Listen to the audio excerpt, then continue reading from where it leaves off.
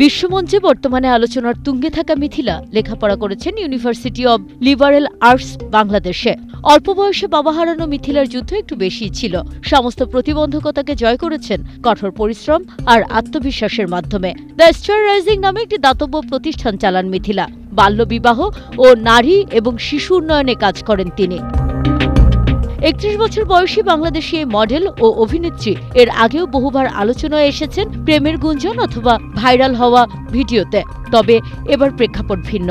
সুন্দরী প্রতিযোগিতা শ্রেষ্ঠ প্ল্যাটফর্ম মিস ইউনিভার্সের মঞ্চে শক্ত অবস্থান তৈরি করেছেন ৫ ফুট ৪.৫ ইঞ্চি উচ্চতার বাংলাদেশি মিথিলা। তিনি পিপলস চয়েজে আছেন দ্বিতীয় অবস্থানে। একই প্রতিযোগিতায় বেস্ট ন্যাশনাল কস্টিউমে প্রথম, মিস কনজেনিয়ালিটিতে দ্বিতীয়, বেস্ট ইভিনিং গাউন দ্বিতীয় ও বেস্ট স্ক্রিনে তৃতীয় হয়েছেন। বাংলাদেশের জন্য এ ঘটনা প্রথম। মডেলিং এর মাধ্যমে ক্যারিয়ার শুরু করা মিথিলার স্বপ্ন ছিল রূপালী পর্দা।